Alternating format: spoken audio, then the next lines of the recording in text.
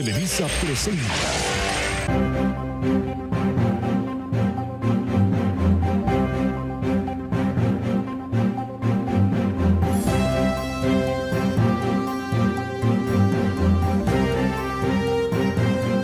Good morning, everyone. My name is Rodrigo, and thank you for joining us one more day on Keeping Up with the World.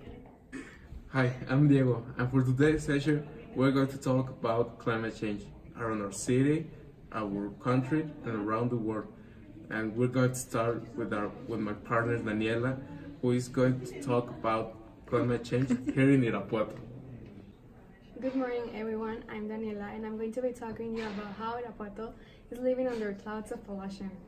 So, the ecologist group named Planet 4 announced this week through social media that there is a cloud of contamination over the sky of the city, and according to the SEICA, the Sistema Estatal de Información de Calidad del Aire, the city has been living under a poor air quality with excessive levels of dangerous pollutant gases during the last weeks.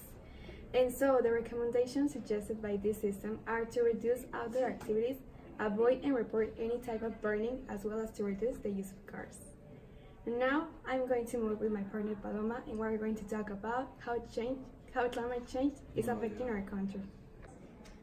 Thank you, Danny. Good morning, everyone. I'm Paloma, and did you know that Mexico is going to be more affected than other countries by climate change effects?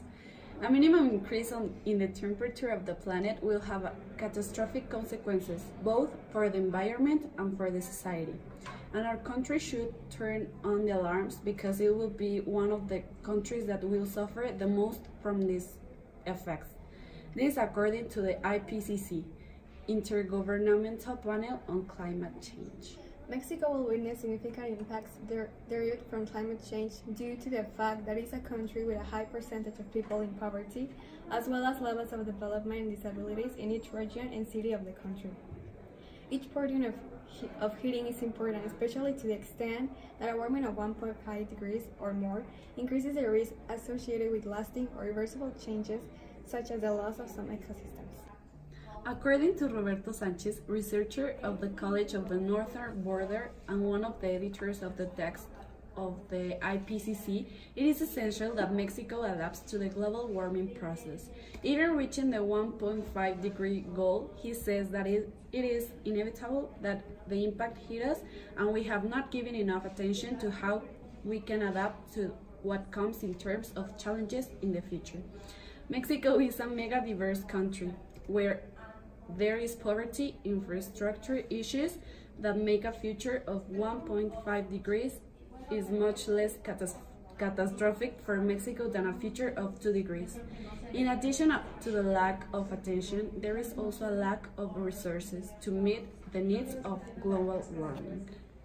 Now we're going to move with Rodrigo, who is going to be talking about a mass invasion of polar bears that is terrorizing an island town, and climate change is to blame. Thank you, Daniela. Fences have risen around kindergartens, special vehicles transport military personnel to their work sites. Residents of the island settlement are afraid to leave their homes. Novaya Zemlya is a Russian archipelago stretching into the Arctic Ocean. It once played host to Soviet nuclear tests, including the largest man-made explosion when the King of Bombs detonated in 1961, releasing 15 megatons of power and depending on arms race that threatened to turn the Cold War hot.